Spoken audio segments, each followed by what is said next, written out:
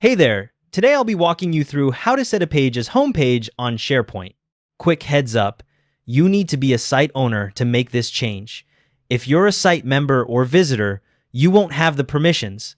Also, the page you want to use needs to already be published and stored in your site pages library.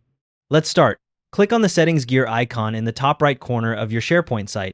A drop-down menu will appear with various site options. From that drop-down, select Site Contents. This will load the Site Contents page showing all the libraries, lists, and apps on your site. Next, click on Site Pages to open the Site Pages library. This is where all the pages you create on your SharePoint site are stored. It's a special document library that holds all your modern and classic pages. Once it loads, you'll see a list view showing all your pages with their names, modified dates, and who last updated them.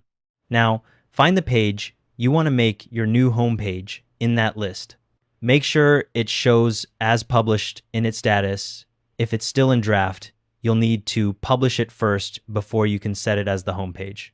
Once you've found your page, right-click directly on the page name. Alternatively, you can click the ellipsis, the three dots that appear to the right of the page name. Either method works fine.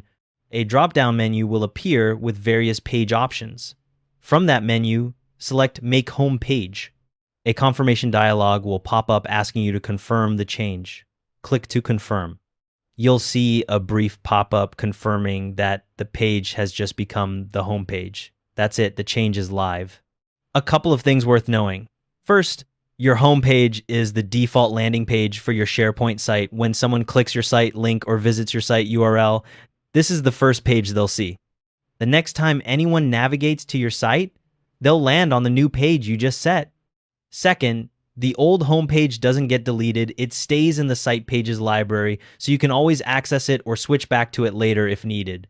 And if you don't see the Make Homepage option in the menu, you might be viewing the pages library in Classic Experience.